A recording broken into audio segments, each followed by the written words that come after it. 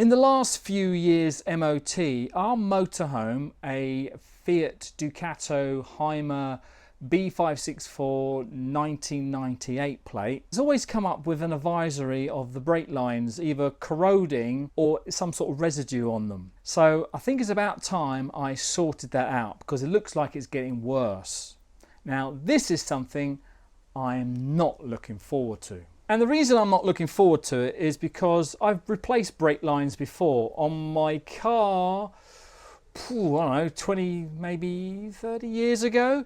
Replaced the brake lines on that, and it was hard work. It was a simple job, mind, but I remember messing it all up because one of the nuts broke off in the master cylinder, so I had to get a new master cylinder, which cost me 150 quid. Now hopefully on our motorhome Herman it's not going to be that drastic, because it looks like I need three new brake lines. There's one that goes from there across to the back, then there's another line that goes straight across the axle, and then the third one I just noticed is a little one that goes from the axle to the wheel itself. Let's get under there and I'll show you the corrosion. You can see that that's the front of the motorhome. So I'm looking at the side now, and this brake line here that comes from the front is a bit corroded in there. It doesn't look too bad, but if you follow it round you come to this bit of corrosion, and yeah, that's not looking too good. Now this has all happened before I put the lanyard guard on, in case someone mentions that. Let's take a look at this at the back here now. There's the rear wheel, and there's our bit of corrosion just there. It's looking pretty nasty. All along the pipe we do have some corrosion like this, which isn't so bad, but yeah, it does need replacing. Now what makes this a tricky job, not a difficult but a tricky job, are the nuts either end of the pipe, because when you get the spanner on it and you get some force behind the spanner, then they tend to slip and round off. Very easy to do that, and then you end up in a whole load of nightmares. So what I got was a few flared end spanners here. You can see the ends, they seem to be kind of a C-shaped rather than like that on a normal spanner, and that's for gripping the nut a bit more. You can compare that. These are the same size, both 10 mil, and you can see the difference there.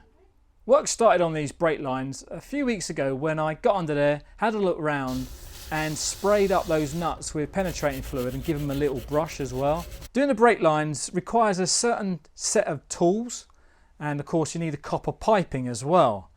And what I ended up doing was going on eBay and buying a kit for £28. And the kit includes 25 feet, that's almost 8 meters of copper tubing, a pipe bending tool, a pipe cutting tool, a whole bunch of fittings, and then we have this double flaring tool, which is the wrong one. This one does different sizes, but only one type, and that is the SAE type. I can't see it on the packet, or they're actually called double flares as well. A double flare you'll usually find on American cars, I believe. It's what I've been reading up on. But our motorhome is a Fiat, it's Italian, it's European.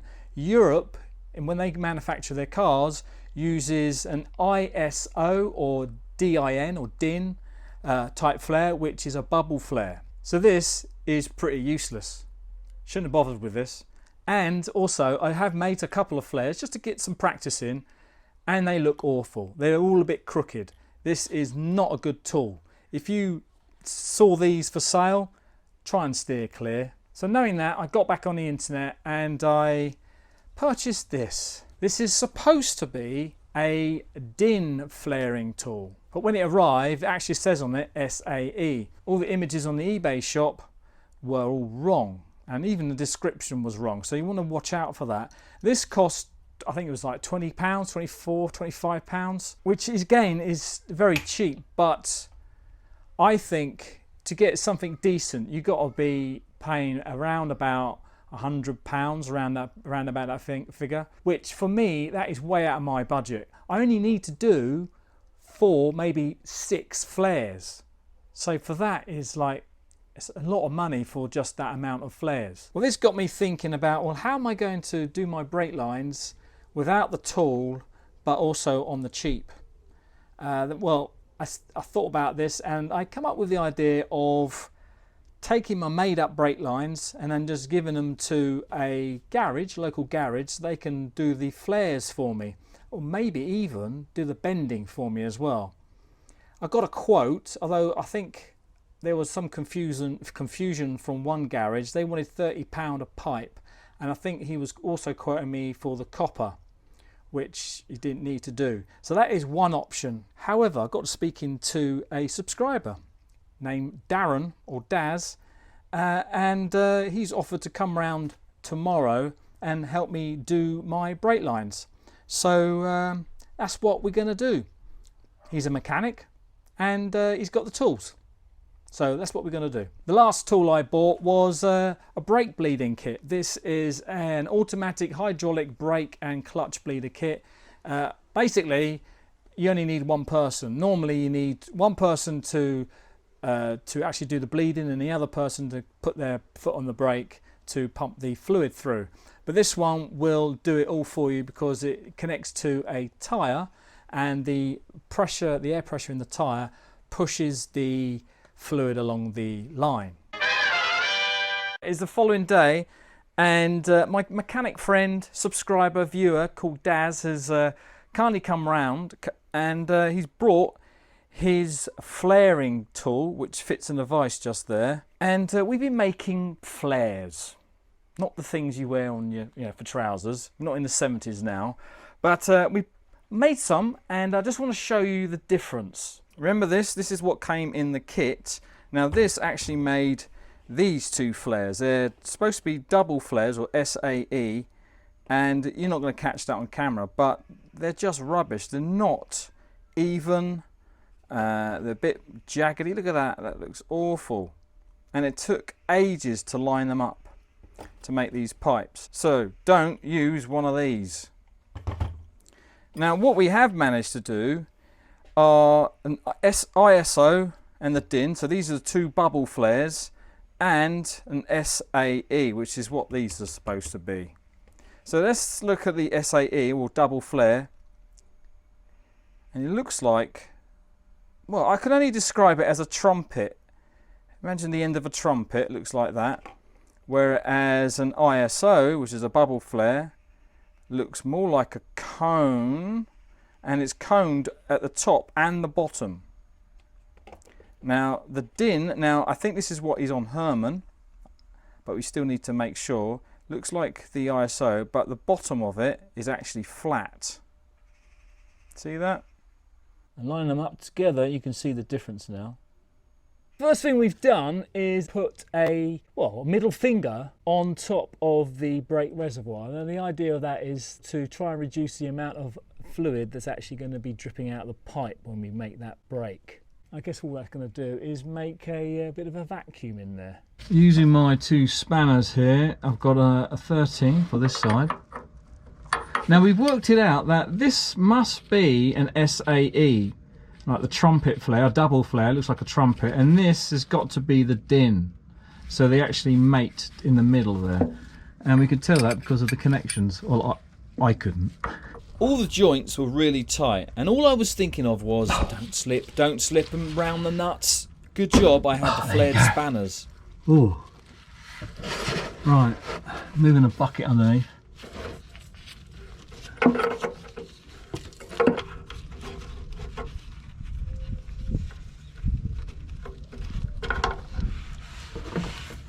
Okay, so I got that off, and oh, that's a good joint, look at that. And I'm just going to push a dust cap over the end. No, it's still coming out. Very slowly, but yeah, that's fine now.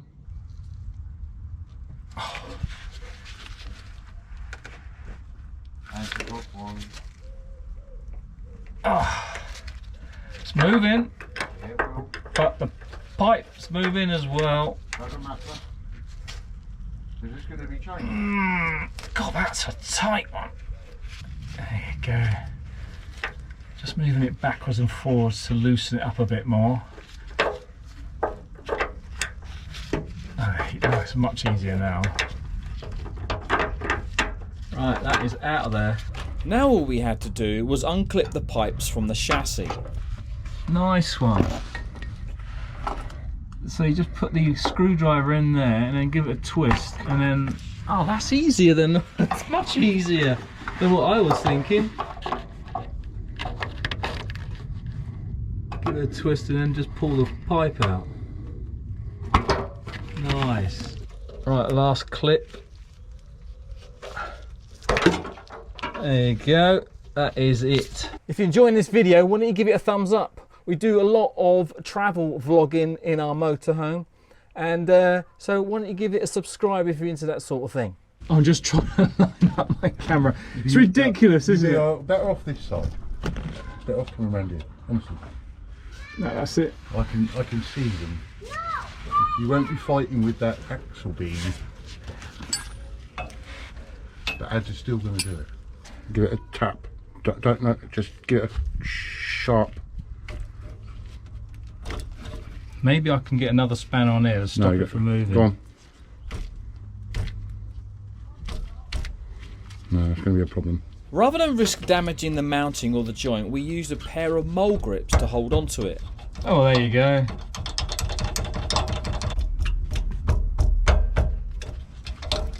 Nice one. Done that before, haven't I? Yeah.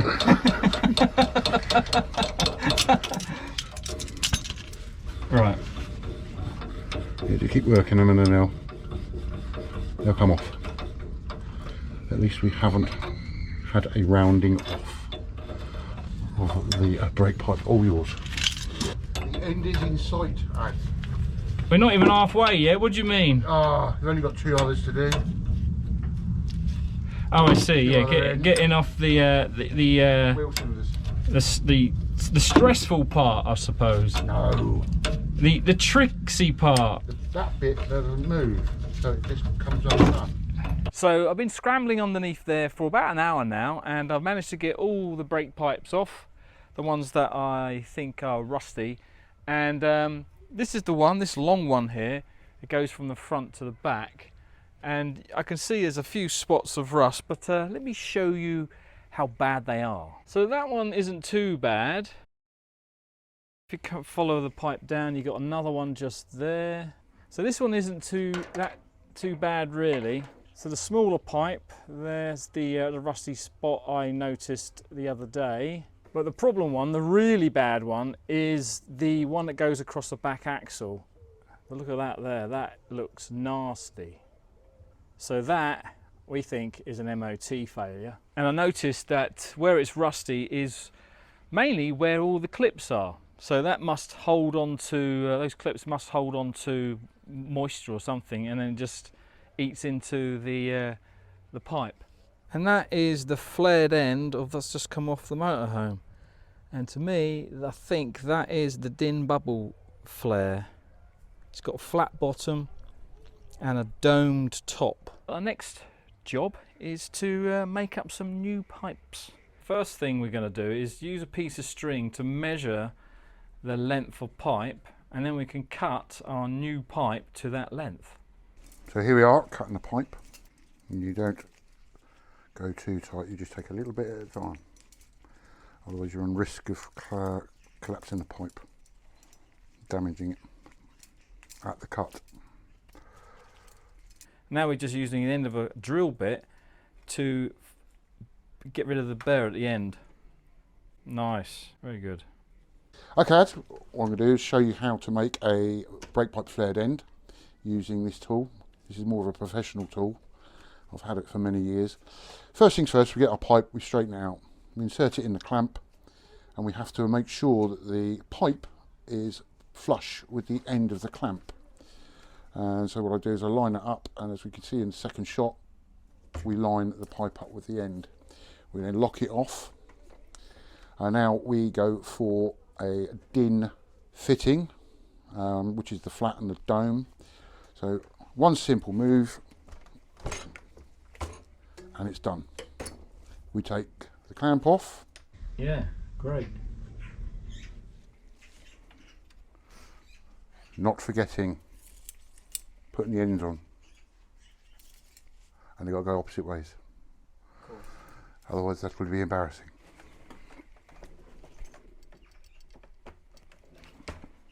The pipe was now ready to be bent into shape. I used a marker pen to mark the start of the bend. This was lined up with the 2 zeros of the pipe bending tool.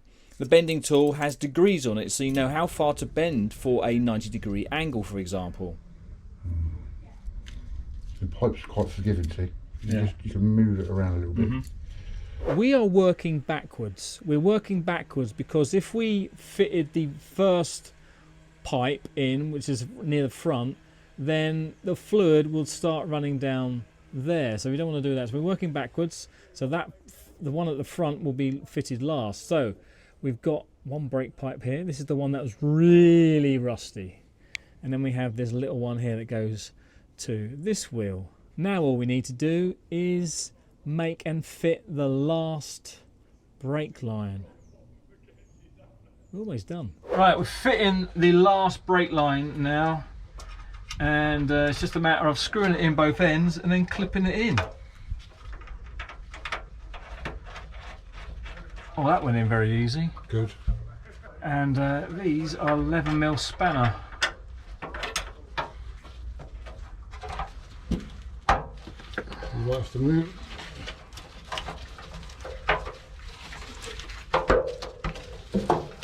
Look at that. Fantastic. Better than factory. How amazing is that? That is in. Well, we are ready to do some bleeding, brake bleeding.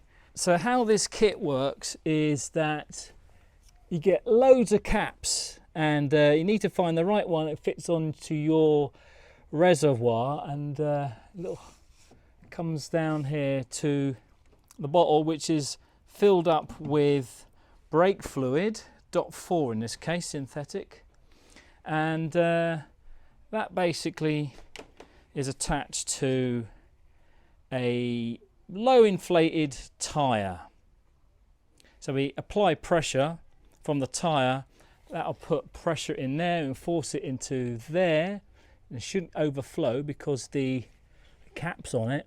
And all I should really need to do is release the nipple and the brake. And I normally tell you that you should start off by bleeding the furthest away, which in this case, it will be the rear left side. But the furthest away in this case is actually this side. It's furthest away because the line goes down there, and it's the furthest away in terms of the run of the pipe. So I'm going to do this wheel first. In this end we've got the pipe going into the brake nipple, which is then going into this bucket here.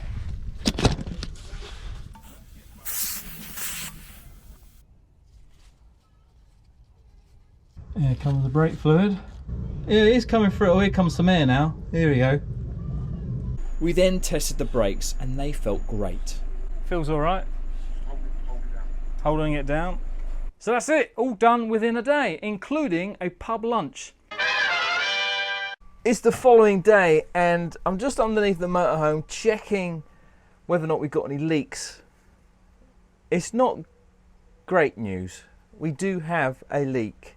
Now, I'm not entirely sure whether or not this part's leaking. See, it's all dripping down. Well, it looks like it's dripping down, but this could be just because we've not cleaned it up properly. I've not cleaned it up properly. There is a bit of misting around there, but I'm going to tighten that up and then check it later.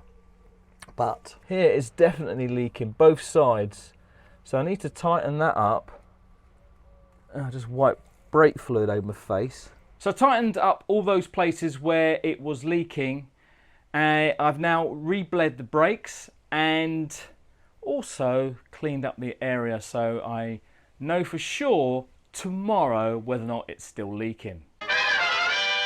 It is now Tuesday, and yesterday I tightened up those joints and cleaned it all up, and took photographs, in fact, of the joints to see if they were, see if there's any difference to today.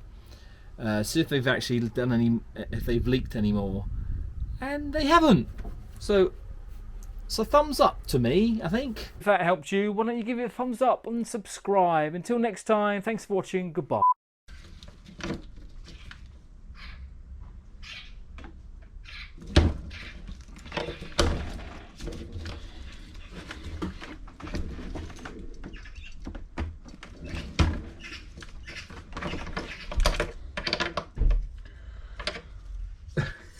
That's the wrong one. What happened? Oh, because it's 2 operations. So I didn't spin it back round again.